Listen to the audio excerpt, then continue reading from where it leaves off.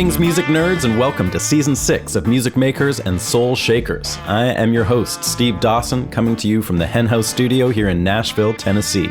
I'm really excited to be bringing you this new season of shows coming to you on the first and third Wednesdays of every month. I have a great lineup of fascinating conversations with incredible musicians, songwriters, guitarists, steel guitarists, drummers, composers, who knows what else. I've been having an incredible time diving deep with these folks, and I know you're going to enjoy listening. Just a reminder that this year I've taken out the short song samples through the show, as things have gotten way more complicated as far as legal use of music goes, so I'll be making an accompanying Spotify playlist to each episode, which you'll find in the episode's show notes and at the website at makersandshakerspodcast.com. So anytime you hear this cute little slide guitar sound, you'll know there's a track to go along with it on the playlist. We have some new sponsors this year, but continue to be largely listener supported. Your help in keeping the show going is always appreciated, and you can do it with a one-time donation or a Patreon subscription. Patreon is a monthly payment of your choice, and when you sign up for that, you get a bit of added content as well as an ad-free version of the show to listen to. If you don't feel like kicking in any dough, that's cool too, but you can help by subscribing for free on Apple Podcasts or Spotify, or just spread the word by sharing the show, following us on Instagram, YouTube, Facebook, and telling all your pals about it. You can get links to all this stuff, of course, at makersandshakerspodcast.com. Meanwhile, many thanks to our sponsors this season. Please check them out and let them know that I sent you. They are Isotope, Ear Trumpet Labs, Union Tube and Transistor, Black Mountain Picks, and Spectra 1964. Hey there, music nerds and everybody else. Welcome back to the show. This is episode number 137. This week, I have the pleasure of speaking to an absolute monster of the electric guitar. David Grissom is here. Well, not here, but you know what I mean. We had a great conversation, and I think you're all going to dig it. How's everyone doing out there? Things are heating up back over here, which is nice. Lots of studio work going on, which is really nice.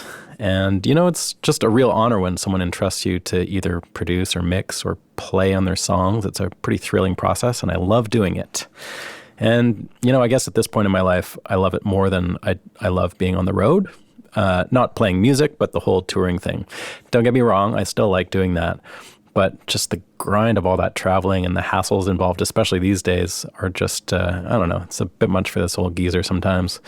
And man, when I do get to dig in and work on sessions all day here instead of sitting in a van or a bus or a plane, I'm a pretty happy camper. So we're coming up on the end of Season 6. There's just 4 more shows, including this one. So don't forget, we have that pedal giveaway happening on the last week. And all Patreon subscribers are automatically entered to win that. And thanks to Union Tube and Transistor for giving it away. All you have to do is sign up to the Patreon, and you will be entered automatically. What else? I have another album coming out. I made 3, which I've mentioned over the pandemic, and I'm putting them out sort of staggered. 2 of them are already out, Gone Long Gone and Phantom Threshold, and the third one is called Eyes Closed Dreaming, and it'll be out in March. And I've got some dates coming up with my band. That includes Jeremy Holmes on the bass, Joaquin Cooter on drums, and Daryl Havers. That's my band. And I hope to see you out there. You can get the scoop on any dates over at stevedawson.ca and look for the tour page. And also don't forget that the Hen House Hang is happening this September. The dates are September 25 through the 28th. And there are currently, I think, 4 spots left. So hit me up if you would like to come and hang and learn about recording music. It's going to be an amazing 4 days, totally unique, really fun, and we're really looking forward to putting it on. So there's 4 spots left. Come sign up if you want, or ask me some questions about it, and I will tell you some answers. And also, before we get going, thanks to a couple people who donated to the show this week, David Carl and Jacob Sanders. That's very cool of you. Thank you so much, you guys. I did a record with David over the pandemic, and he was one of the remote projects that we got down and greasy with.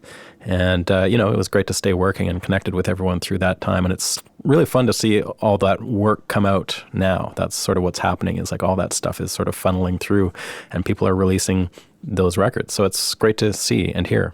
And the last thing I wanted to mention here before we get going is that a previous guest and one of my personal heroes, David Lindley, is not doing so great health-wise. And in order to help out with some medical bills, they've set up a place where you can donate to him or buy a t-shirt, which are actually really cool.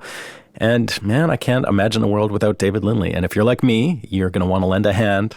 It's through a company called Custom Ink. Just Google Lindley Fundraiser and you'll find it. It's under Custom Ink. They're the company that puts the shirts together. And you can buy a shirt or just donate cash or a combo of both. Go help a feller out. All right, so David Grissom is on the show this week. Now, the cool thing about Grissom is he's a monster player. We all know that. And I know about his recent work because I've listened to his recent albums. And then, of course, his touring and album work with people like Joe Ely and John Mellencamp, which was back in the 90s. He played on huge records for Mellencamp, including Human Wheels, Big Daddy, and Whenever We Wanted. And all that stuff was mostly in the early 90s. And after he left that band, he started up a band with the guys from Stevie Ray Vaughan's band, Chris Layton and Tommy Shannon. They were called Storyville, really cool band. And he also played or recorded with the Allman Brothers, the Dixie Chicks, Robin Ford, Ringo Starr. That's already plenty. But wait, there's more. I guess what I was kind of oblivious to was his whole Nashville session career that was really substantial. For a good 10 years or so, it was kind of his main thing. So he kept kind of under the radar as far as like being in the public eye, but he was playing on tons of records, mostly here in Nashville. He was still living in Austin, but working here a lot. And some of his session work includes records with people like Trisha Yearwood, Martina McBride, Leanne Womack, Montgomery Gentry, Billy Ray Cyrus, Brooks and Dunn, all the biggies of the early 2000s. And then he did a bunch of studio work outside the usual Nashville circles with folks like Buddy Guy, John Mayall, Eliza Gilkyson, Chris Isaak, Rita Coolidge, and then, of course, all his work with Mellencamp and Ely. Busy fella. So, needless to say, we had a lot to talk about. I wanted to dig into that session scene in the early 2000s and see what was going on at that point, because that's really interesting. And we had a great talk about all the aspects of his career, and we also get into his signature Paul Reed Smith guitars a bit closer to the end if you're into the gear thing.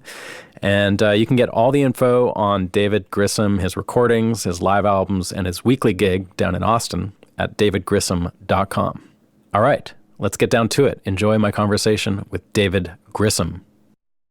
To me, you've had a really interesting career that's had a lot of, you know, I don't know if ups and downs is the right word, but there's been a lot of like really high professional points. And I'm just wondering now, it seems like in the last, 10, 15 years or so, you've really been able to focus on your own music more, which I would imagine for you is pretty artistically fulfilling, but it's also like a big change from being a sideman for a good chunk of your career. And I was just wondering if you could tell me a little bit about how that came about, like as far as just focusing on those solo recordings. And I know you've got a weekly gig at the Saxon, which is cool.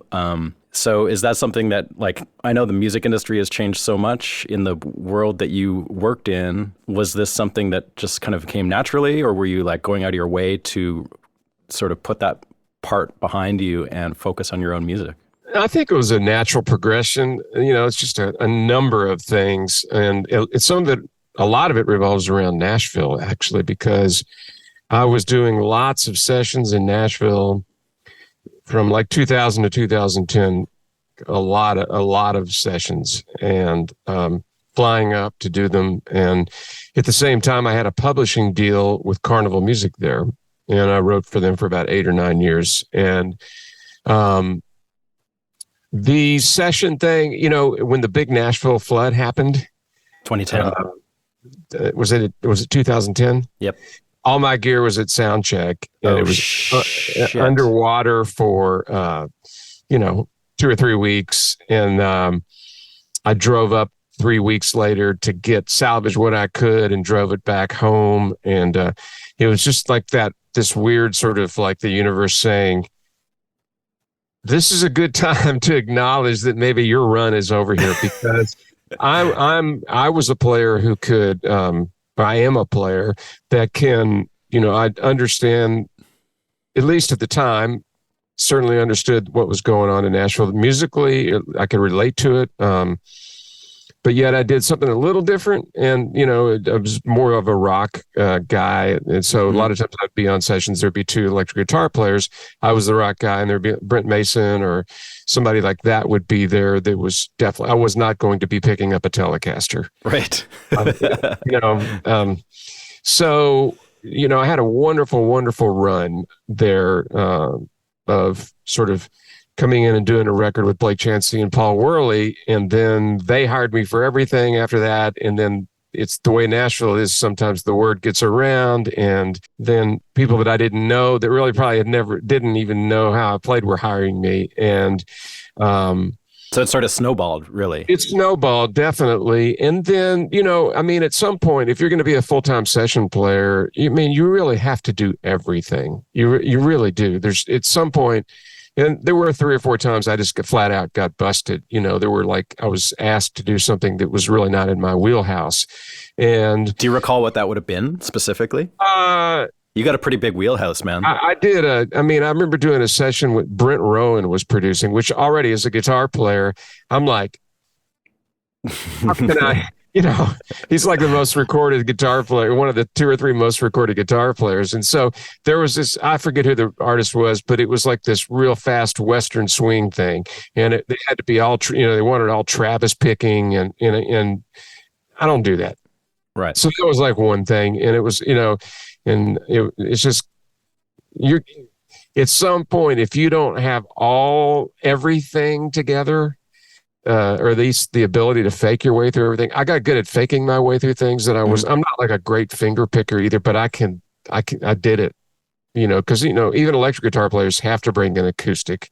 Yeah. And you're going to be asked to play acoustic probably on every session, at least 1 or 2 songs. For sure. Whether it's 2 or 3 guys over the same microphone trying to get a stack of acoustics or whatever. It's different every time, but, that wasn't really the thing. It was more just a question of, a little bit of changing of the guard and not living there. The cost to fly me up, the CD sales started to go down, budgets started to go down. New producers came in, younger, great guitar players moved to town. Yep. Younger artists want to work with younger players. It was all the above, but the flood was this cataclysmic message from above, from God, to maybe this is it. And also I was, writing a lot. I was writing a lot of songs there. When I would go to do sessions, I would book a lot of writing appointments and stay a couple extra days. And I wrote with some phenomenal writers. I learned so much. Did you enjoy that process, the co-writing thing? I did. I enjoyed it a lot. Okay.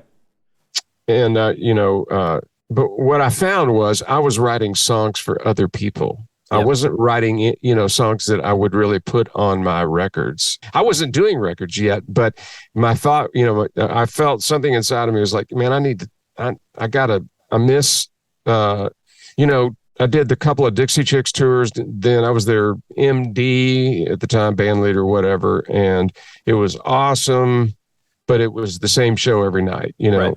And as an improviser, that can wear on you a little bit. And sure. I've always thrived on improvising.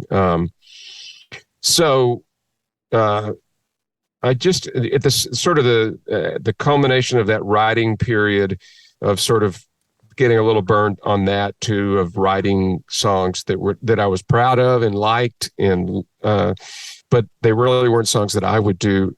Just sort of, and then the flood and as I said, the changing of the guard, it just seemed like a logical progression to maybe take a step away and come back to Austin and maybe focus more on my thing. Uh-huh. So when you say the changing of the guard, I realized that, music styles were shifting and country music was definitely changing around that time too. Were you noticing your workload was going down? Were you getting called less all of a sudden, or did you just sort of see the writing on the wall? No, I think it was both. I think it was both. You noticed it dwindling. A couple of producers that hired me for everything stopped calling me. And the producers that didn't really even know how I played, that would call me because other people were hiring me, that stopped happening. And a lot of the producers I worked for were not doing near as many records as well. So right. All those things. Yeah. And at some point, the thing that sort of got me in the door to begin with was that I kind of was able to, that I understood. I grew up with a lot of country music, and, I played with Mellencamp and all these elements that were being used at the time, that at some point when you are maybe a little different sounding, that runs its course. And there's an element to being a session player that requires you to maybe be, there's a more of a chameleon quality that is required. And I just, maybe I'm not enough of a chameleon, but it was, I tell you, it was like the most awesome time making records in Nashville with those guys, with the best play, as good a players I've ever played with. Yeah. And the energy of just everybody cutting together on the floor really fast. And, like Greg Moore, the drummer that I worked with all the time, who's one of my favorite people on the planet and favorite drummers. He said, as he says, even when it sucks, it's great. And that was true. I really loved doing that. I really did love that process and playing with good players. And I had to up my game. Like, I got better the first day. I mean, literally, the first session I was on was a John Anderson. The first master session I did, outside of like a Joe Ely thing, 10 years earlier or whatever for Tony Brown or something like that. But my little run up there started on a John Anderson record. Wow, that's a nice little start. That Blake Chansey and Paul Worley produced, and Blake got me up there for it, and it's an awesome record. It's got my favorite version of Atlantic City ever on it. Okay. So, but I mean, the very first song, this is like my first day, and the very first song, they play the demo, and I'm just kind of staring at the chart and thinking about, what I might play and everything. And the song ends and I look up and nobody's in the room. They're all out there ready to go. They're all sitting at their chairs. I'm like, holy shit. I mean, this is like, they're not fooling around here. So, I mean, like literally the first day I got the picture. It's like, this is another level. And, you need to kind of like concentrate but I mean, and that it was a wonderful, wonderful experience. And from a writing standpoint, I learned so much from about the craft of it from guys and women who had done it a lot more than me. And I got Chris Stapleton when he moved to town. We wrote a lot, several songs together, 8 or 10 songs together. And a couple of those songs are on my records. And are they? Okay. Which ones are those? We wrote a song. There's a song called Georgia Girl that's on one of mine. And then a song called Satisfied, which is on a record of mine. And then also Rita Coolidge covered that. And amazing. Just produced named Mike Burris cut it. And then we got a, Montgomery Gentry cut. And he's a force of nature. I mean, I knew from day one that this guy is like the real deal. Not only the real deal, but just like there's something. He's definitely the real deal, but there was something going on that was so powerful and deep. It was really fun writing with him. How did you know Paul Worley and I can't remember the name of the other guy that you said produced that John Anderson record? Like, what was your connection to that studio scene in the first place, and what made them call you for that? Well, I didn't know Paul Worley. I knew Blake Chansey. Okay. And Blake and Paul worked together a lot. They did the first 2 Dixie Chicks records and a million other records together. I mean, so did you know them through the Dixie Chicks? Was that sort of the? No, it was before the Dixie Chicks. Okay. So I knew Blake. Blake would come to Austin a lot, and he was a big fan of Austin stuff. And Blake really likes raw, looser, funkier stuff. And he knew what I'd done with Ely, and then like I think I worked on a Charlie Robinson record that he produced. Maybe we had done some peripheral stuff, and maybe he came down and did like a Kevin Fowler record. I don't know, an Austin guy named Kevin Fowler, but he's the one that got me on the session. Okay. And like literally after that session, he called me for everything for a period of time. Amazing. You get your run. And there are guys that, though, I mean, I've had 30, 40-year runs there, Brent Mason, there's plenty of guys that are going to have that, Rob McNally, there's a lot, Dan Dugmore's been there, Michael Rhodes, Yep. Tim Lauer, Mike Rojas. I mean, these guys, there's so many that will continue. Tom Bukovac, I mean, they're so good and so versatile that they'll have that long run. For sure. You know, it's funny. I don't think I've talked to very many contemporary session guys. Like the recording guys that I've had on this show are more like from 2 to 3 generations before what you're talking about.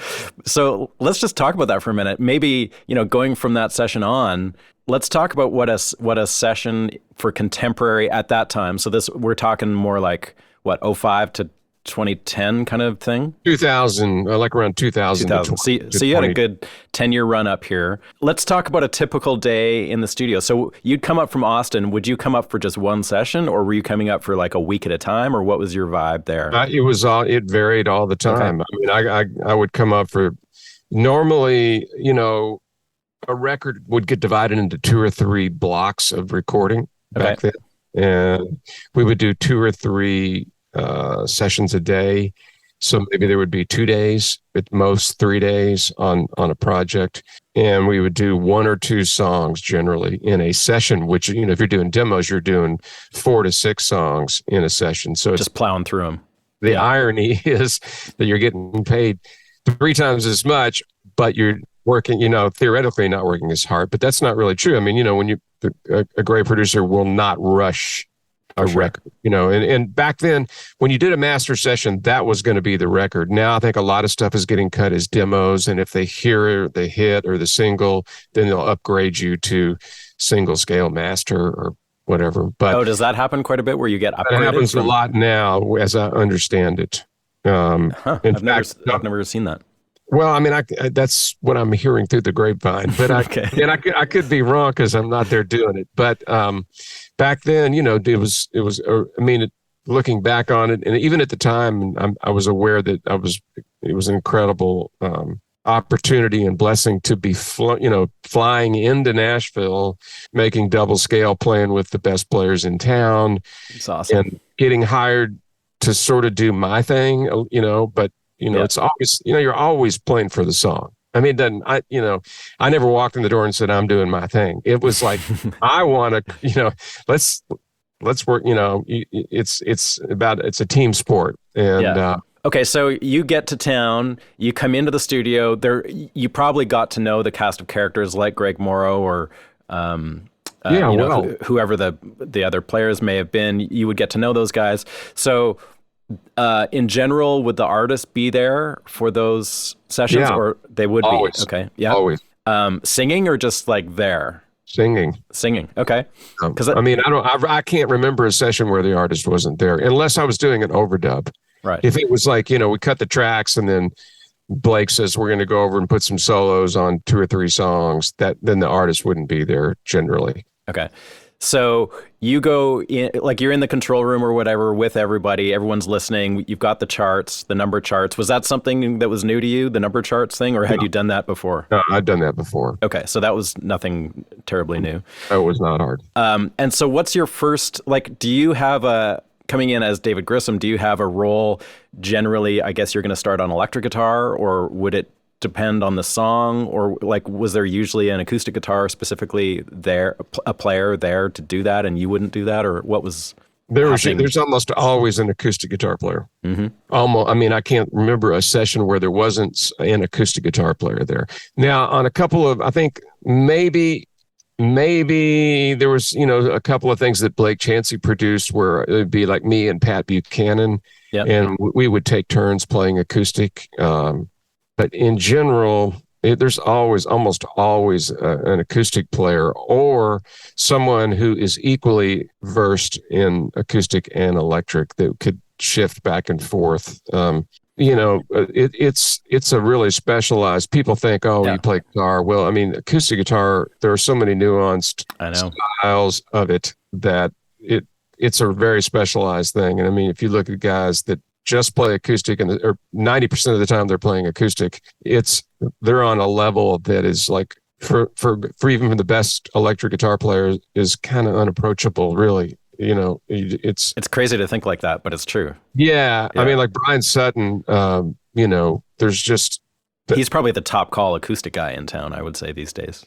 Yeah, when I was there, I was on some sessions with him, but he was not one of the main guys that I worked with, but now I gather he's doing. Yeah, I think back in your day, he was more like on the road. You know, He I was. don't think Yeah, but I am in awe of his playing. He's one of my favorite guitar players. Yeah, he's a monster. And it's the pocket, man. It's the feel. That's what it comes down to. It's the feel. Like the B. James Lowry used to play acoustic on a lot of things that I would play on. And on one session, he wanted to switch electric and acoustic. And I'm like, this guy's like the best. So I think we did it, or we just did part of it that way. And he was like, man, that's it. You got it's the in-between stuff, you know, it's the feel, it's the in-between stuff. So he said, you got it. And I was like, well, I feel good. Did you think I've got it? I mean, that, you know, for you to tell me, but, you know, even like, it's, you know, just like at a slow tempo, just the even eighth note strumming thing. People think hard, that's man. easy. People think that's easy, but to make it feel good and have it pocketed, and it's all about the feel and the confidence to be able to do that. It's a specialized skill. Okay, so there's an acoustic player there generally. The artist is there, drums, bass, obviously. You're there. Do you have your rig there? Or are you backlining stuff for Nashville, or like how are you dealing with your equipment? No, I had a whole set of gear there and cartage, and you just left it. I just left it all there. Yeah, I mean, you know, 12 guitars. You have to have everything. I mean, you have to have 6-string bass, baritone, 12 electric 12. Yeah, you have to have a Tele, a Strata, Les Paul, PRS, you Gretsch. You've got to have everything, and then an acoustic. So I would generally have about 12 guitars and about 3 heads in a 1 speaker cabinet. But I kept it all there. I flew up later. I came up, like I did some Buddy Guy records where I didn't have all my stuff up there. And it's just really nerve wracking to try to borrow gear, and you don't know if it's going to work. And yeah. So how long was it before you actually moved all your shit up here? Like right away. Like I think I don't know how. I think maybe I don't think I rented a van or anything, but I think what I did was I ordered a big guitar trunk in Nashville. Yeah. Then I drove up. I remember it was like right after the John Anderson record, we did a Montgomery Gentry record that was Greg on drums, Chuck Lavelle on keys, me and Pat Buchanan on guitar. Paul Worley, I think, was playing acoustic, which he's like, you know, killer ass acoustic player. And I believe it was Mark Hill on bass. But I think I drove all my as much as I could get into my Jeep up there. And then so I got a trunk. Yeah. And maybe I ordered a 412 case because I always used a 412 cabinet, which was not that common. And from then on, I just, you know, kept it all up there. So I had like a whole set of gear here, a whole set of gear for the road, and a whole set of gear in Nashville. And I accumulated a lot of junk. Yeah. I mean, a lot of guitars, and I've just sort of been going through lately, weeding out a little bit. Yeah, I bet.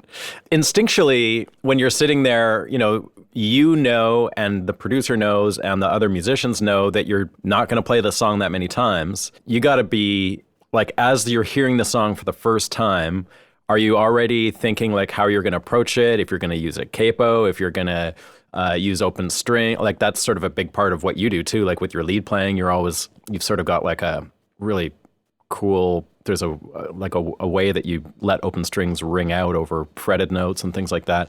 Is that something that you're thinking about as you're hearing the song for the first time? Or from the minute the song starts playing, I'm thinking about what I'm going to play, and I'm not thinking about my solo. I'm not thinking about that whatsoever. I'm thinking about parts that will enhance the song, that will work with the vocal, and I'm thinking 2 or 3 parts ahead. I'm thinking, you know, depending on, you know, if I know that the pedal steel and you know, Dan Dugmore I work with a lot, and he would play electric too sometimes. Sometimes we had 3 electric players. Yeah. Like on the Montgomery Gentry stuff, he was there, and there were times when me, Pat Buchanan, and Dan would all play electric guitar. But normally he was playing steel or lap steel. So that when you have that much going on, you think differently. But sometimes I would be the only electric player there. And even if there was one other electric player, I was thinking potentially 3 parts ahead. So I was thinking like left, right, and another part after that. And I was always, what key is the song in? And I would, never was I do it with the guitar in my hand. It was always hearing the parts. Mm-hmm. And then, that involved too, what capo position, am I going to use a capo because every key has a personality? That's the way I think about it. And, I hear this lick, and if I voiced it out of a C position, it may be way cooler than voicing it out of an open E tuning. Totally. Or it could be cool on a guitar that was tuned down a whole step. That was another thing. I kept a guitar tuned down a whole step, and a guitar that was tuned down a minor third. Oh, wow. So these are only a half step apart, but like with them down a minor third, your G chord is an E. Yeah. So that's a completely different sound from a baritone guitar. So it was all that. And I was thinking, how is this going to work? But then until you get on the floor and hear what people are starting to do, you just have to, adapt. How much time would there be there at that point where you've got the song, you've got the chart, people are ready to go? If you're wanting to screw around getting a part together, how much time do you have? You don't. No time.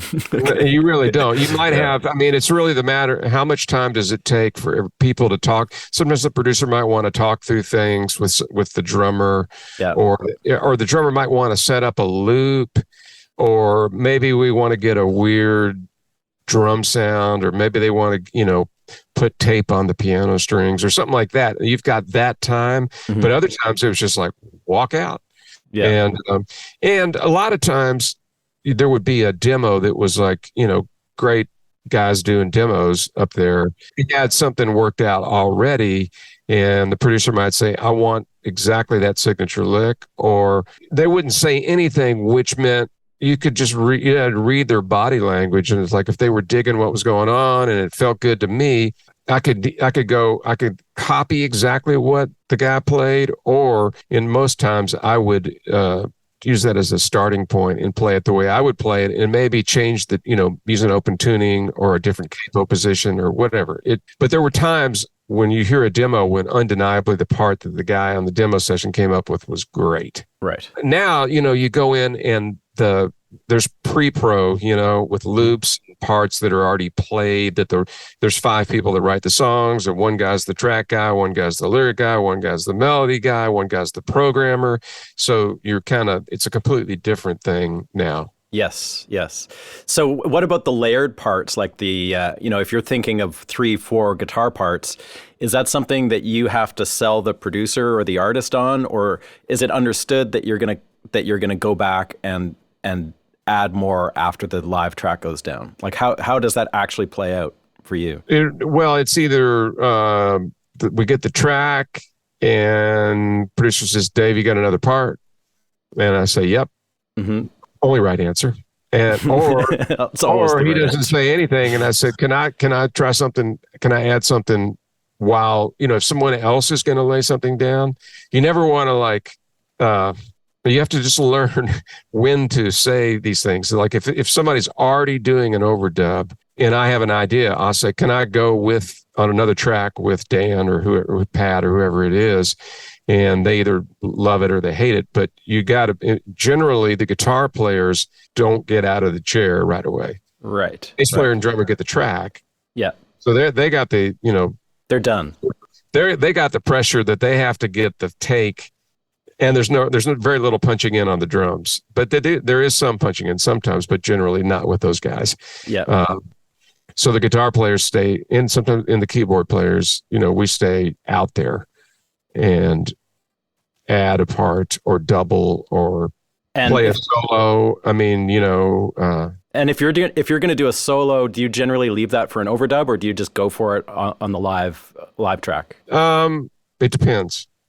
On what? It really depends on the song and on the vibe. And if the producer wants, says go ahead and do it, sometimes they don't say anything, and you go ahead and do it anyway because it feels right. And then if they don't want you to do it, and they say wait till later, then that next take you don't do it. But you're there, you get hired because you're supposed to know what you're doing, and you're going to add something and bring something to it. That you wouldn't be there if you didn't. Right. But there is a lot of, learning to read the room and learning how producers work. And That's an interesting thing too, because that's really true. Like you have to kind of know, you definitely have to read body language, and yeah, that's a real part of the job. I think that's a real skill. Yeah, it is. Was that something that you learned in Nashville, or did you kind of pick that up along the way before you ever got here in the first place? Well, I think I picked it up to some degree. I mean, I did 3 records with John Mellencamp, and that was always a little walking on eggshells. You really had to be on your toes and know what he was thinking. And if he said, I learned there very quickly that if he made a suggestion, it wasn't really a suggestion. Okay.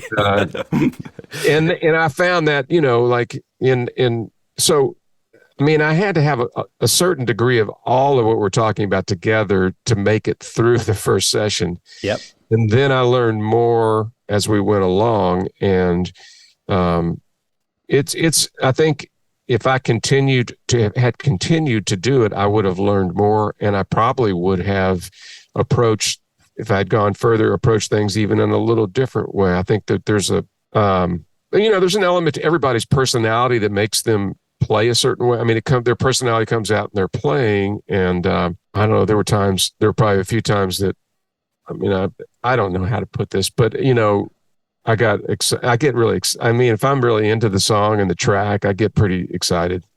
Yeah. Well, that's a good thing. That's what you want. It is a good thing, but sometimes maybe you could just remain quiet. When you're in the control room and you're next to the artist and maybe they don't really know you that well, and you could just shut up. I could have just, shut up. It might have been better if I just shut up, not said anything at that moment.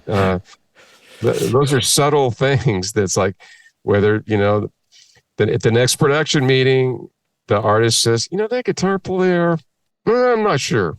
Maybe not the next time. It could have been because, you talk too much in the control room or whatever. But right.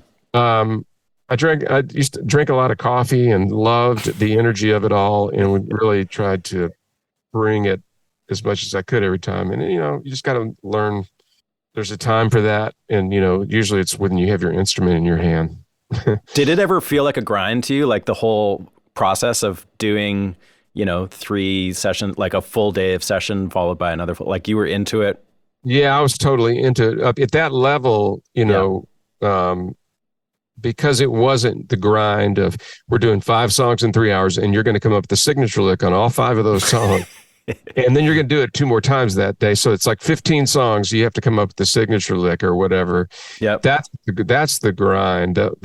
But no, for me, I loved every minute of it, man. Oh, that's so cool, man. I loved, so it was just such a thrill. And plus developed these friendships with these phenomenal players that, everybody that plays on records in Nashville and that works a lot, they would not be there they would not have these careers that go on for decades if they weren't badass quality. I mean, badass musicians is a given, but they were, just like great people. The Hang too, right? Yeah, of course. The Hang is great. And, I just had so much fun. And then, the Hang afterwards, that was a big part of it too, right. And with certain acts, it's like, if you might be a good idea to go stay out till 2 a.m. and hit it hard, that was part of the culture too. Did you ever have a place up here? Were you ever coming up so much that you just rented an apartment or anything? No, but I had regular hangs. Yeah. A regular hotel and a regular couple of bars which ones? Where were you staying? Where were you hanging? I used to stay at the Hampton Inn on, is it West End? And then there was the place across the street, the brewery. I don't even think it's there anymore. Oh, but I don't know.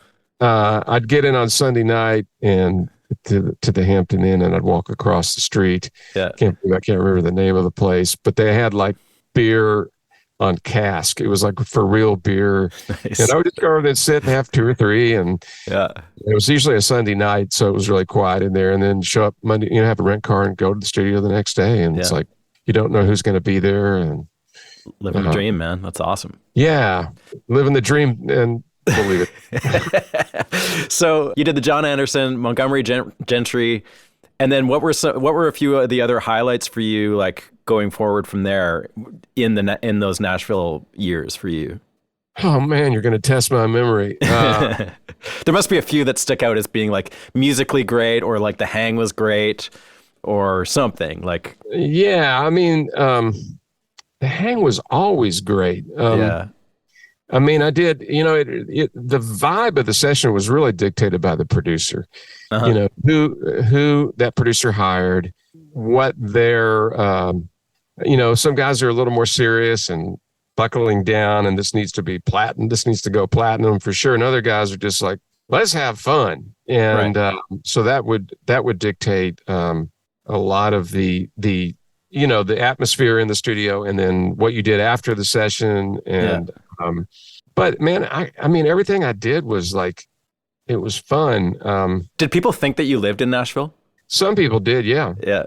I remember Jerry McPherson, great, incredible guitar player that I did a bunch of sessions with. When he found out I didn't live there, and he goes, "Oh man, I thought you were one of the cats." And I was like thinking, does that mean I'm not, I'm on probation? I don't know. And then I did this is crazy shit. I get a call from Tony Brown's secretary, wants to know if I can come, to fly. They flew me up to just overdub on a Brooks and Dunn record. Mm-hmm. And I never played on their stuff before. And I did like Kix Brooks songs first, and then Ronnie Dunn got there. And they had the microphone open, and they were doing a playback or whatever. And I hear Ronnie Dunn goes, "Pretty good for an out-of-towner." I mean, like just hanging it over your head forever. Yeah. So, I mean, why didn't you ever move here? It seems like you had tons of work, like probably more work here than you did in Austin. You just love Austin, and that's your home, I guess. I love Austin. I really do. I like it here a lot. But Paul Lime, the drummer, that I worked with a lot, and he moved from LA. He did all those Lionel Richie records, and he was a big LA guy and moved to Nashville, and then was a big Nashville guy. And he told me, "Man, don't move here. Really?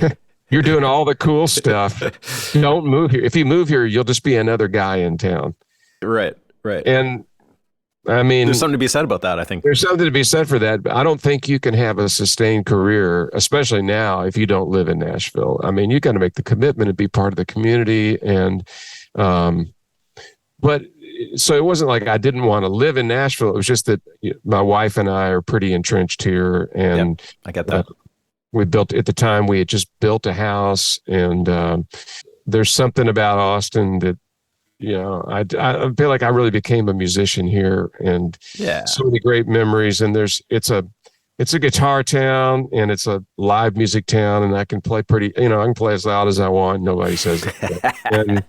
And, so it's One more question about the Nashville session scene is like, so guitar tone wise, how much time would you have to mess around with, like, even moving a mic or swapping out a head? Are you just going off instinct and just like committing and just saying like, this, I'm doing this and this is it? And you basically would rarely hear from anybody to change anything, or would that happen? It would happen. I mean, like Blake's thing was, "Dave, I think we need to put that tone in rehab." Because I was always leaning towards, a crunchier thing than was normal. I remember one time Billy Joe Shaver kind of got mad at me because he says, "Is there any clean in that rig?" And I'm like, "Yeah, I just ask, and I will make it clean. I can do that." But so it's with a few exceptions. You're expected. I mean, if you have to ask, I don't know, man. Maybe you don't. It's just, if everybody's asking, "Hey, do you like my sound, or should I use a thinner pick, or is it?" It'll take for fucking ever. It takes forever, and you're taking away from the whole thing. It's just like, go out and believe. Do what feels right to you, and you're hired because you generally are able to, produce that. And so no, I mean, I would like, the rookie mistake, my big rookie mistake, again, early on, that I learned, it's funny how one little thing can teach you so much. Once we were on a session, and it was taking a long time, an unusually long time between when we heard the demo and when we cut the track. And I wasn't sure what I was going to play. And Brent Mason was on the session, and it was one of the first times I'd worked with him. And so I'm like, I'm second guitar player. Yeah. And so I'm just kind of keep watching. What's he going to, what's he going to play? A tele? What's he going to play? And he just seemed to be not really committing. And I just said, hey, man, what are you going to play? And he looked at me and goes, I don't know. And right there, it was like that. Right there, you just don't do that. You don't ask, and if you have to ask, you don't. Again, you may not. It may be that you're in the wrong spot. So he probably knew exactly, and he just didn't want to tell you, or just. No, I think he was teaching me a lesson. Yeah, and a valuable lesson, which I appreciate. And so it was like that was a whole college semester of music school. Right there in that sentence. In 3 words, I don't know. Did you ever feel like you blew it? Like, did you ever walk away from a session at the end of a day and just be like, oh God, what am I doing here? I didn't deliver. Did you ever feel like that? Yeah. 2 or 3 times. Really? And it wasn't the whole session, but it was like one song. Like I remember I did a record. I think it was the band Black Hawk. This was early on. And I was the only guy that wasn't in their band that was there. So they brought me in as sort of the ringer to augment their band. And it all went well until one day we were doing they brought me back in to do overdubs. And it was just me and the producer. And we get like to the last song, and the producer says, okay, on this song, they want you to play exactly the solo that the guy did on the demo. And the guy was like a shredder. Right. And I sat there for 20 minutes trying to figure it out. And it was just like a technique that I didn't have. I mean, I'm not really a shredding guy. And it was some sort of like 90s rock shred technique. It wasn't tapping, but I couldn't get it. And, he's like, after a certain point, it's like, no problem. I'll get somebody else to come in and do that. And then you're just like totally deflated. Like, right. The other 95% of the day that went great. It's like, that's all you remember. Doesn't matter. So, maybe 2 or 3 times, but I've talked to, I talked to a couple of other guys that I'm not going to name names, but a couple of guys have been doing it a long time. And they share that with me too, that, it's like once a year, it's like, it's happening. It's just like, they can't always be great days, right? Like you have to. Well, they can't always be great days, but I guess what I was mentioning earlier about this being a chameleon, it's like, if you're going to work for 30 years in Nashville or 10 or 15 or 20 years and be a session player, you've got to be able to do things that you might only do once a year. Like, I mean, I remember seeing Brent Mason pull a gut string guitar out of his case and go in and convincingly play flamenco guitar. Wow. And I'm like, where did that come from? I mean, you're like the best chicken picker on the planet, and now you're playing convincing flamenco guitar. So it's that kind of thing. Yeah. You're going to get asked to do things. And for me, the thing that always put my spot, I always did a double take, was like, Dave, play slide on this, because I just don't play slide great. I've heard you say that that's like your Achilles heel. Well, it is. If I would practice it, I could get it together. Yeah, I'm sure you could. Fairly quickly, but I loved it when Dan Dugmore was on the session. Pressure's off. Pat Buchanan, because it was like, they got it. I won't have to play slide. If you're the only guitar player and they're like, what would be great here is a slide guitar part, and you're just like, oh God, but you would do it, or you would say, okay. No, I would do it. I would do it, and I could pull it off. I mean, I would pull it off at the end of the day, but I would always. It wasn't your comfort zone. It wasn't really in my comfort zone, but you can't. You got at some point. There's only so many hours in the day, and it's rare to have a musician that can do everything. Totally. It also has an identifiable sound and style. I mean, so at some point, I never really made the choice, but I realized that that's what I had done, was that I'd once I realized that maybe the reason I was getting hired was because I did do something a little different. Mm-hmm. And then a confluence of things. I just prefer, it's just more rewarding for me to have a thing that I do that's kind of my thing. And I've been so lucky to do so many sessions, and that I don't really feel like, oh no, I'm never going to do sessions again, because I still do a lot of sessions here, and home studio people send me stuff. But I write songs and I play with my band and I go improvise, and that's kind of more the focus of what I do now. And for sure. It's not a requirement that I do be able to Travis pick. Right. Just backing up from there, like 10 years prior to your run in Nashville, you got the gig with Mellencamp. I don't know how that came about. Maybe you could tell me a bit about that. But so you started playing with him in the early 90s, I think, right? How was making records with him? It must have been a totally different experience than what you had in Nashville. Both a different era, but also like different approach and different kind of music.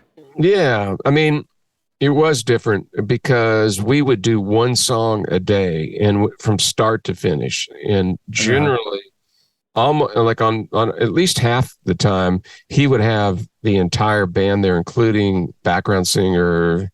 And it would start with him coming in with an acoustic guitar and playing this folk song. Yeah. And then immediately you were, and about half the time it was like we were, given this measure of comfort and confidence by him saying, guys, this is the best song I've ever written, and if you fuck it up, I'm going to kill you. So that was like, that was how you sort of got started. The day got started.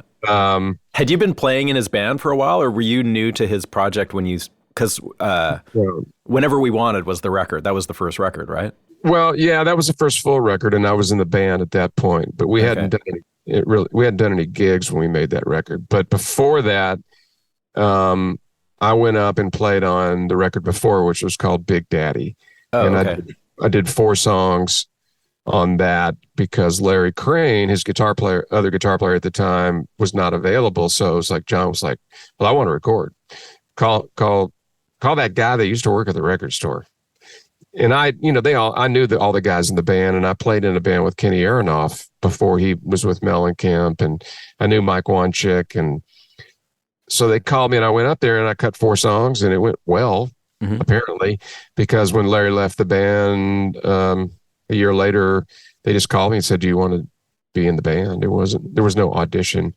Really? And so very shortly after I got up there, we started making Whenever We Wanted. And so it was basically a song a day. You were plowing through them like that. And so did the whole record take a couple weeks? Well, we would generally do it. I think we did that. It's hard to remember exactly. On that record, it probably took a couple of weeks, but maybe it was 2 trips. Like I would go do 5 songs and then come back and do 5 more. Where were you? Where'd you record? At his place in Indiana. Oh, he has a studio. He has a studio in Bloomington, Indiana. It's a great room. It has a sound. A lot of those records, those like Pink Houses and all that stuff, the drum sound comes from Kenny Aronoff creating the sound, but that's the room, getting that room sound in there. So ironically, Whenever We Wanted, John decided, and John,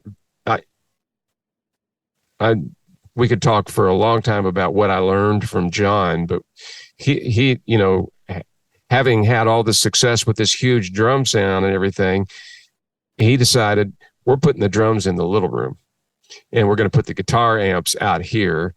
And so, we went from Big Daddy, which was almost a folk record in some ways, to now I'm in the band and we're making an electric guitar record. And so I was kind of the new guy, the new toy on that record. And it's a pretty slamming rock record, which was a lot different than the one that came before.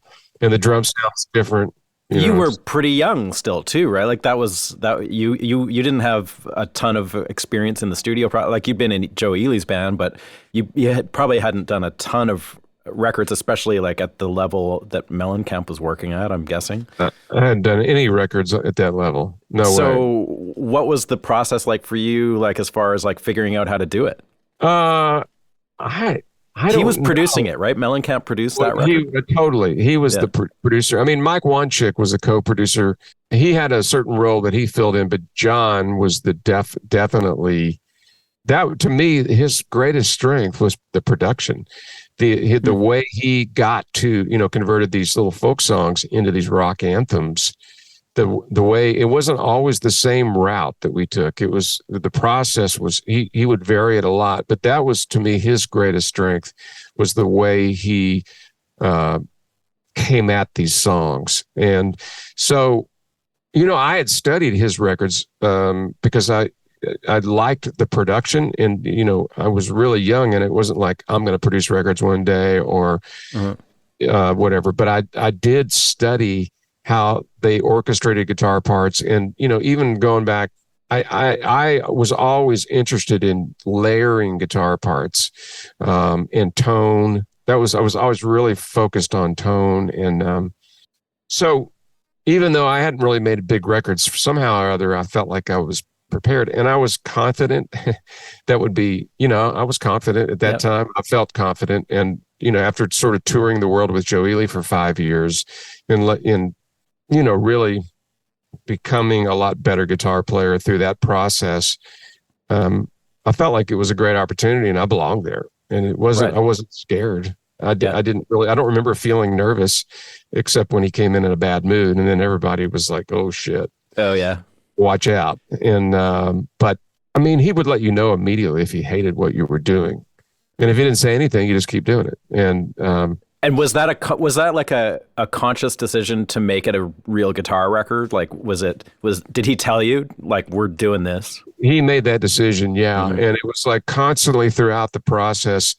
It was like, if I had a good sound that I really liked, he would come out and goes, I don't want to cuss too much on your podcast, but oh, please, he would come out and God damn it, would just grab like the mid-range knob on my Marshall and turn it all the way up or something. Do something to it, like mess it up, make it rude. Sounds too good, Uh-huh. And so I was like Richie Fleegler, a guy that worked at Marshall at the time. He was constantly sending me Marshalls, really? Here's one we have that has more gain, and here's a prototype for the reissue 100-watt Plexi, and we were trying all these different things. But at the end of the day, I ended up using my old 50-watt and a 412 for almost everything. Really? And that was your live rig, essentially? Yeah. Well, when we went on the road, I used 200-watt, old 100-watt heads and two 412 cabinets. Woo! That was another era. Pumping the wattage into the cottage. Let me tell you. You would get arrested, you would get fired and then arrested in the day and age for doing that. And, but it was the real deal, man. It was like, I got to do it. And, it was sort of the tail end of that era of. Those were like real record sales were happening, and like those records must have had substantial budgets, right? They had substantial budgets, and they sold a lot, and every show was sold out, and nobody sat down from the first note. 20,000 people in a basketball arena that never sat down for the whole show. I mean, it was a whole nother thing, man. We brought a basketball goal on the road, and we would.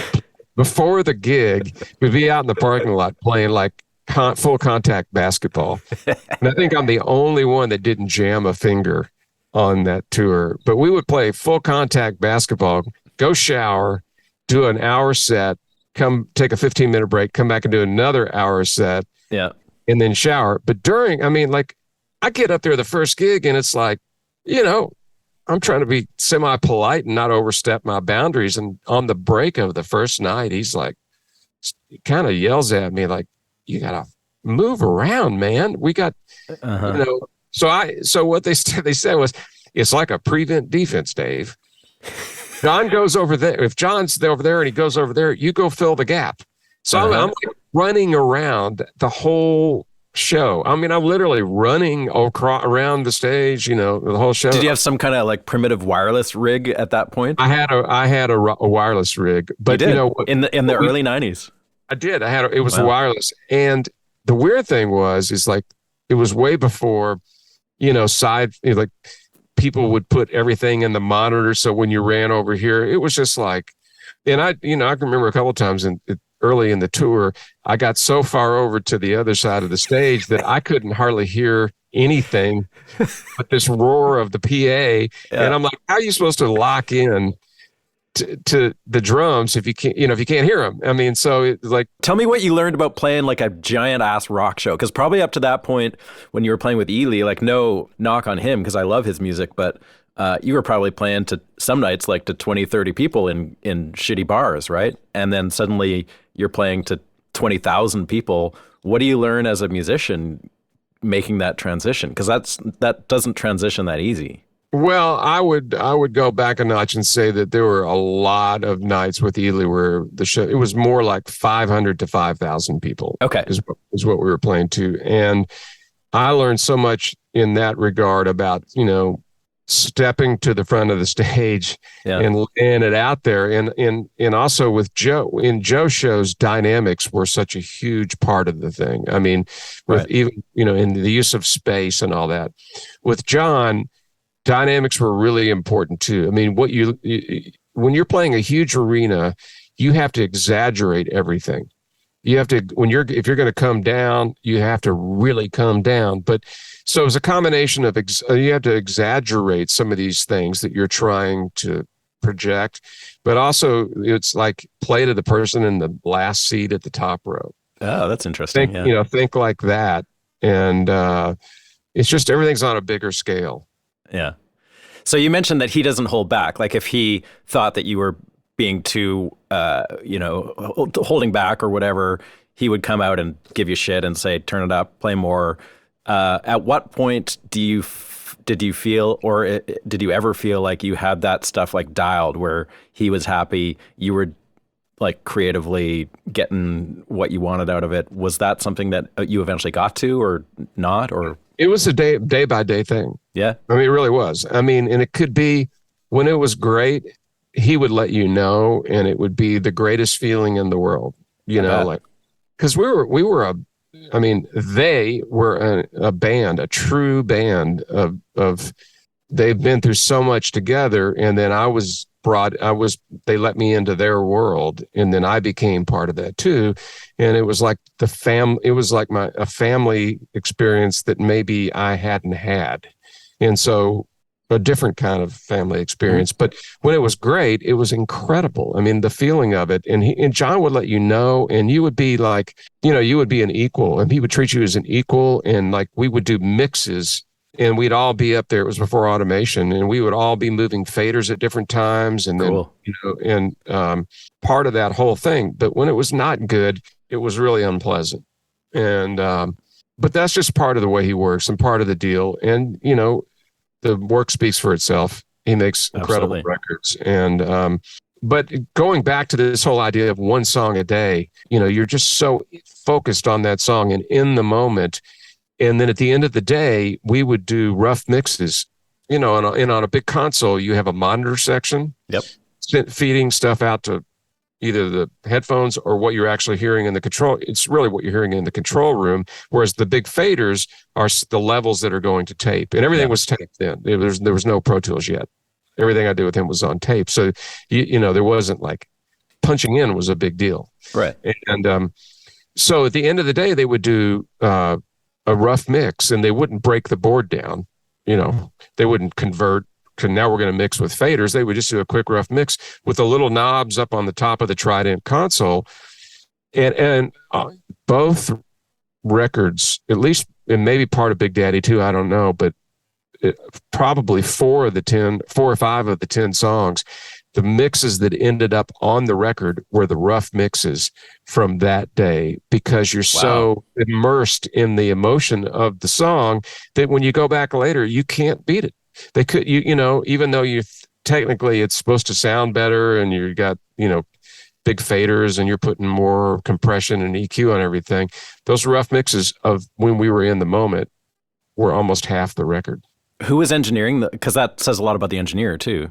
Yeah. Let's see.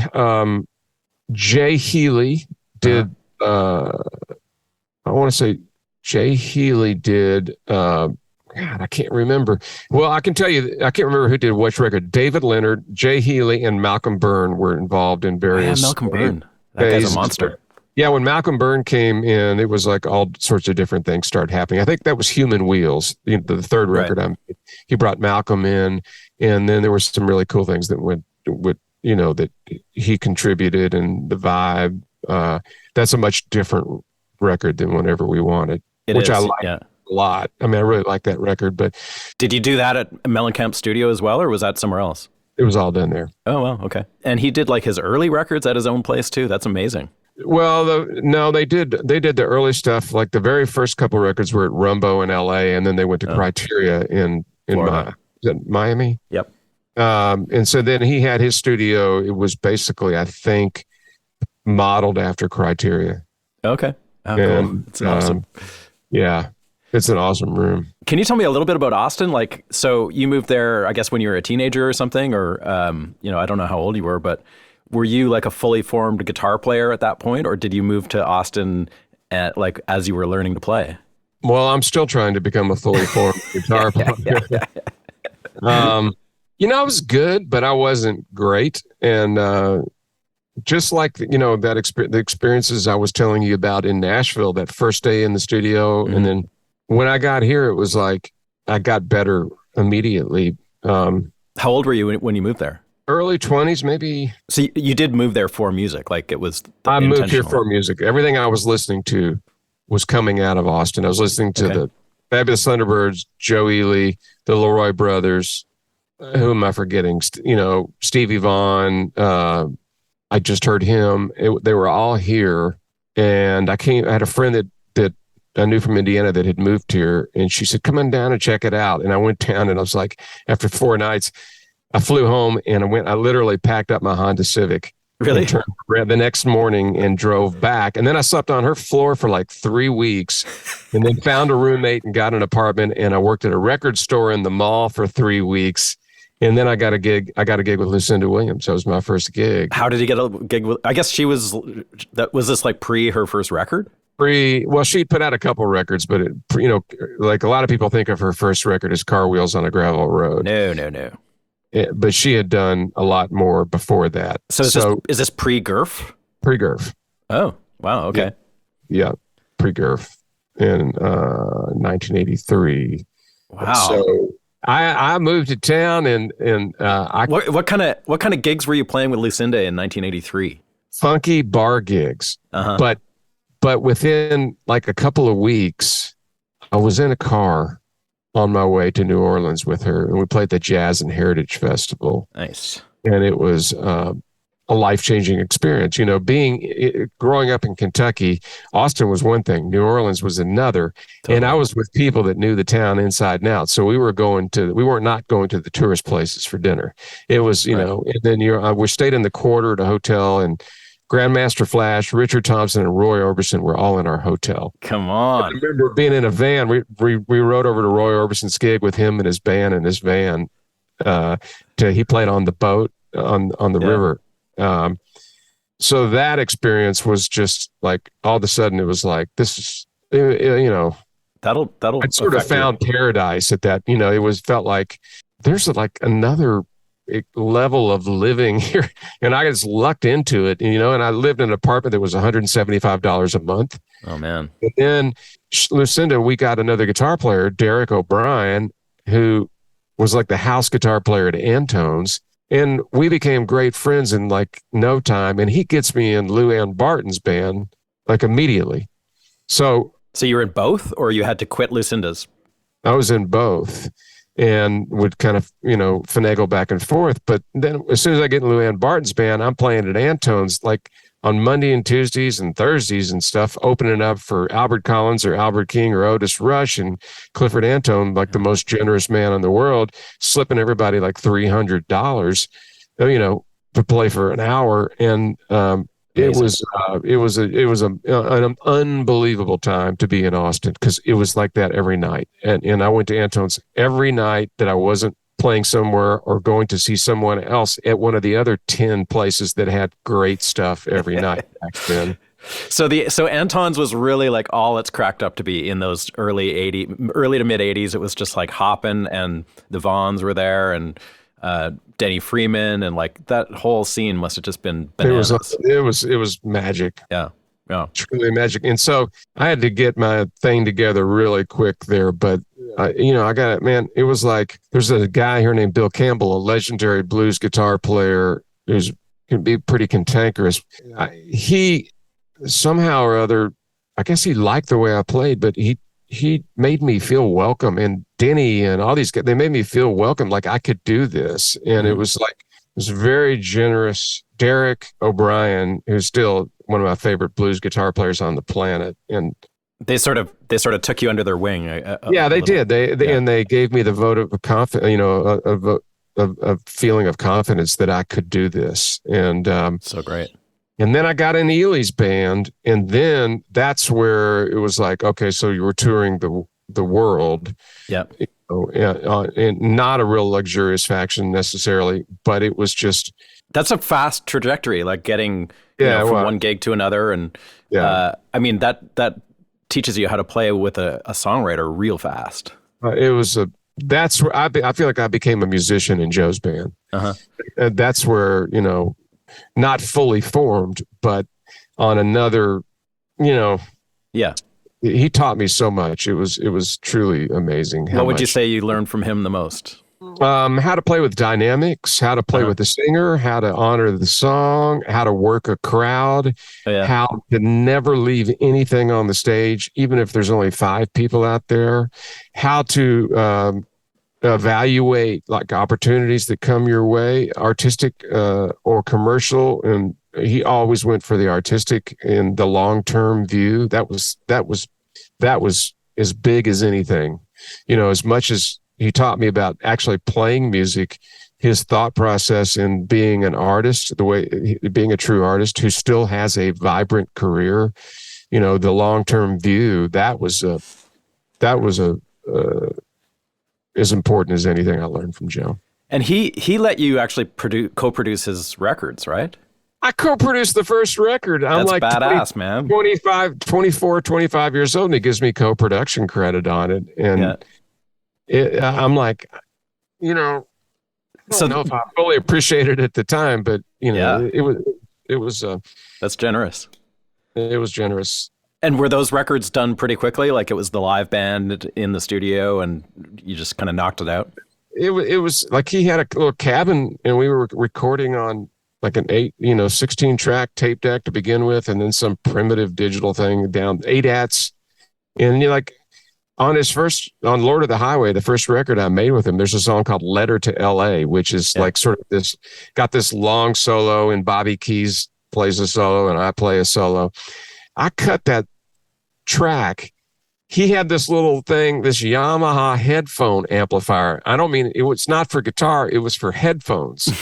And I plugged my guitar into the headphone amplifier and got it to the store, and we sent that to tape, and that's the guitar tone. Really? There's no guitar amp.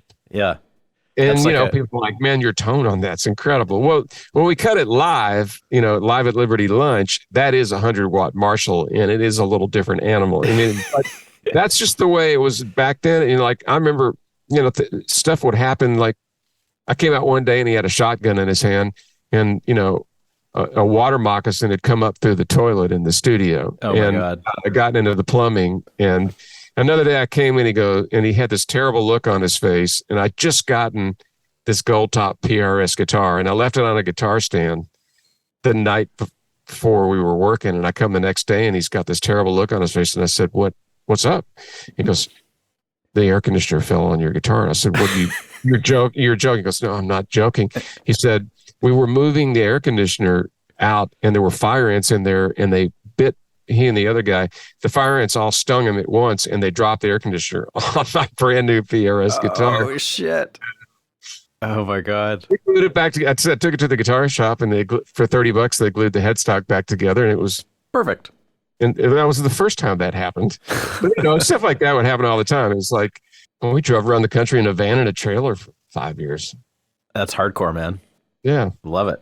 You mentioned the idea of building tracks was big with you, and I'm guessing like Jimmy Page would have been somebody that did that inspired you early on. Were there some other people that were doing guitaristic things that affected you as a youngster that you brought over into that record making world that you ended up doing so much in? Yeah, definitely. I mean, Jimmy Page, the Stones, that kind of weave back and forth between the two guitar players. Yeah. AC/DC, the whole left-right thing, the left hard panning guitars and making them speak that way. I'm going to forget a lot of stuff, but later on, John Leventhal, the Tom Petty records, I thought that their guitar parts were really well thought out, and they had their own sonic space. But Leventhal, I think, is still the master of layering parts. But that came much later. That Sean Colvin record, A Few Small Repairs. I was like, I'm still trying to learn more about music and getting better at it. And but Jimmy Page was a master arranger. He was, yeah. He doesn't get enough credit for that, I don't think. He doesn't. He doesn't. A brilliant arranger. And it's deep. There's a lot of parts, a lot of tracks, a lot of parts, a lot of thought, a lot of... And, even like if you go listen to like Leonard Skinner records, like those first couple of records that Al Cooper produced, the guitar parts are brilliant. The way the tones are varied, and, you solo up some of those tones on their own. In the Beatles, to some extent, like if you hear the isolated tracks for Sgt. Pepper, there's so much treble on the guitar, but when they mixed it down, it had its spot. So that was another thing about layering parts, is to, you can't just consider the tone by itself. It's how is it going to work with everything else that's going on. And it can be time consuming, but you also, the more you do it, the better you get at it. And the quicker you become at it, the more you get hired. Yeah. You mentioned that Austin was, like this amazing scene going on in the 80s, and you're still there now. You've got a weekly gig. Your focus has changed, obviously, and you're doing more of your own solo stuff. You've put out a string of great albums over the last 15 years. Live record was the last one that I'm aware of. Although you played on that Edgar Winter record recently. That's pretty cool. I like that. Yeah. What tell me your thoughts about Austin today. Like, obviously it's a wildly different town. Everyone knows, like, it's getting more expensive. A lot of the musicians have had to leave. Is there a remnant of that 80s Austin left? It seems like to me it's still there a little bit, sort of. What's your feeling? The Continental Club and the Saxon Pub and Sea Boys, and there's some places where you still get the vibe. You can go hear Jimmy Vaughn on a Friday or Saturday night. If he's not on the road, he comes down and plays. And there's still a great singer songwriter community here. The blues thing is there's much less of the really. I think you've got the next generation of a lot of things coming in, and so to me, it's always more interesting in the earlier iterations of almost any art form or style. But there are new things happening too. It's like Black Pumas, tons of bands that are doing really cool stuff. And it all, to me, has a kind of this earthier, more organic quality than if it was coming out of New York or Miami or whatever. Are there people playing like 5-6 nights a week still, or is that gone? The guy that plays drums with me now is a young guy named Michael Davila. He works every night. Okay. At least one gig every night. And a lot of people work 2 or 3 gigs a day. I mean, I make the cold hard truth, the facts is that I make the same money for a live gig now that I did 30 years ago here. Right.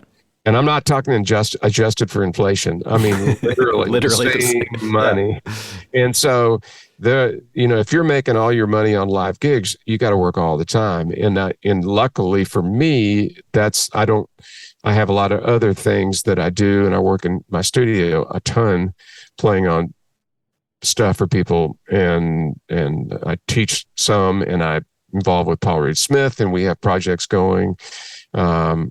So in writing songs and some producing, but if I only played live gigs, I'd be grind. I'd have to really work a lot. Yeah. And, there was a time in my life where I did. I mean, I was out I just assumed be playing a gig because I was out every night. But, it's at some point you get to, I've gotten to the point where I don't want to be on the road all the time or playing every night out. But the weekly gig must be very fulfilling at this point. The weekly gig is incredibly fulfilling. And to me, it's the bare minimum to keep my chops at a certain level, because the chops that I use to play on records are different chops than I do to do my gig. And I don't want to lose either one of them. But there's no way I could play my gig once every 3 months. Right. So the one night a week is the bare minimum for me, where by the end of the gig, I kind of I'm back in shape. You're back. Yeah. Carries you over for the week. But it's very fulfilling, and it really does. I mean, I can get too esoteric about this, but really it is a very rewarding, that's full improvising mode, which is, I've just always loved that. We call it jamming, whatever. I mean, I played with the Allman Brothers for 3 weeks. I grew up listening to that music, and I get to fully do my thing, and the audience goes with us no matter what. And because I've been changing out players so much, there's kind of a limited set list, and so there's a lot of the same songs every week. Like the set list doesn't vary that much, but they're completely different. So your band is a rotating cast these days, or do you have a fairly solid group? I have 3 different bass players, 2 different keyboard players, and 1 drummer right now. Okay. So and I just really encourage. I don't say anything.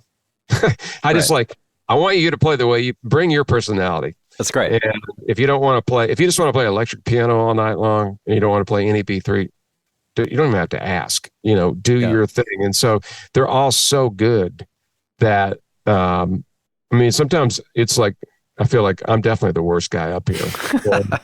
That's a good. It's good to feel like that, though. Sometimes. It is. I mean, I've always. Well, I used to be. It went from being the youngest guy in the band, and like overnight, all of a sudden, I'm the old guy here. Yeah. To but I've thrived on being around people that are better than me my whole life, and so I mean, there are skills that I have that they will develop, but they're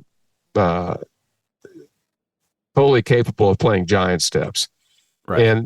But can still play groovy and low down, And so I am not fully capable of playing giant steps, and so there are times when it gets it gets out there, and I love it, man. It's like I'd love to see it one of these days. If I ever get down that way, I love it. What night is it at the Saxon? Every Tuesday that I'm in town. Okay. Almost every Tuesday I'm in town. I'm down there. It's an early show. Come home and eat my bowl of granola at 8:30. One last thing before we split. I don't talk a lot of gear on this show. It's just not really like my thing or whatever. But I do find it fascinating that you mentioned playing a Paul Reed Smith back in Joe Ely days. So that's like going back to the early 80s. I didn't even know they existed back then.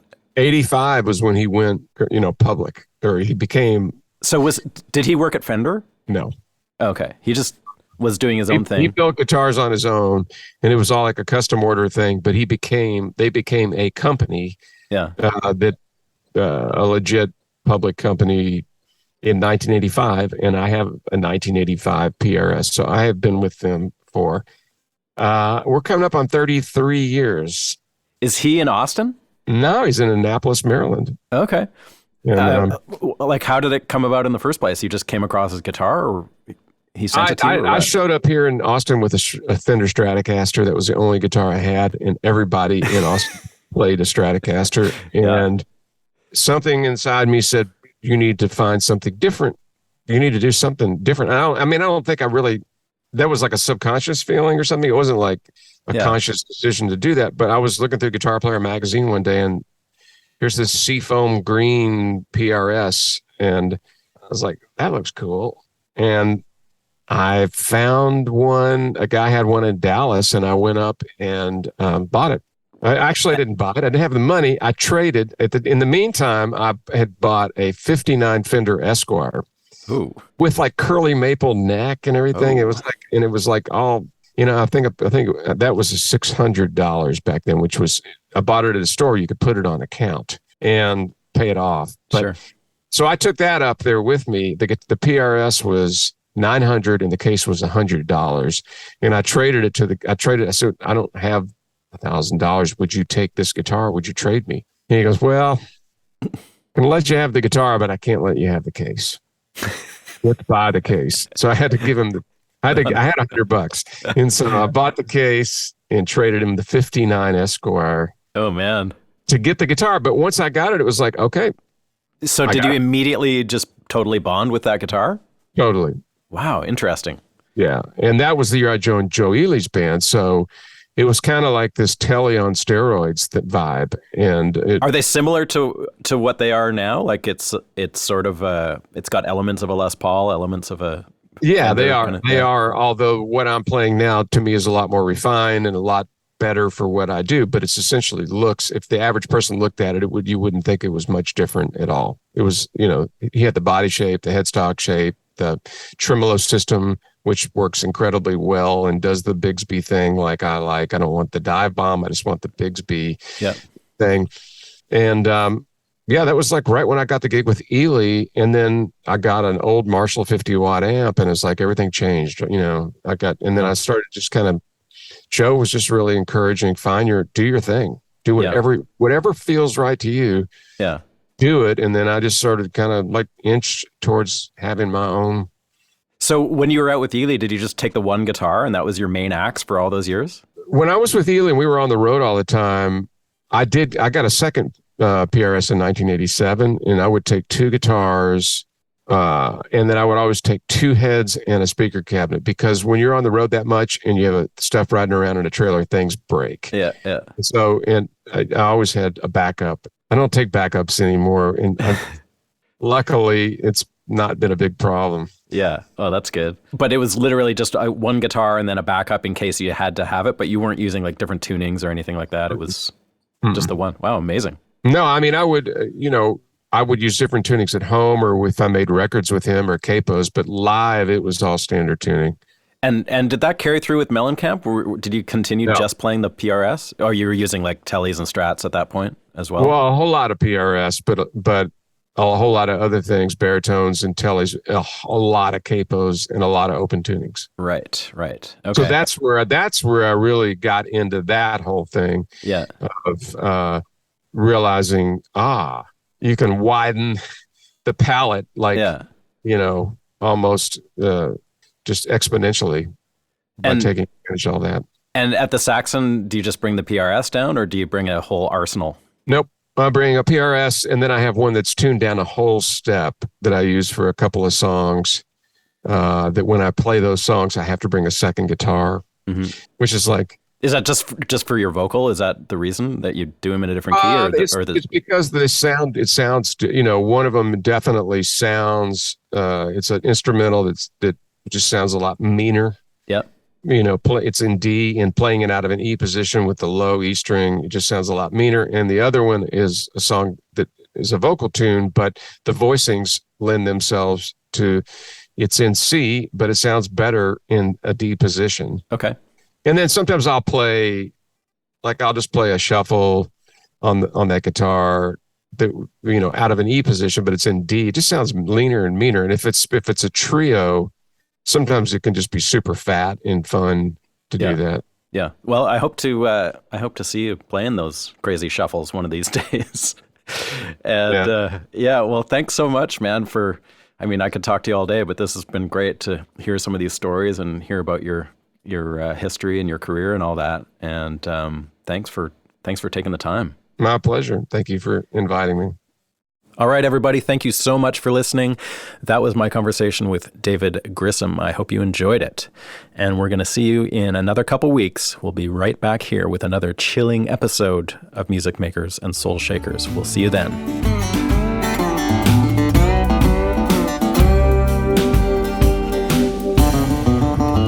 Music Makers and Soul Shakers is produced at the Hen House Studio in Nashville, Tennessee by Steve Dawson.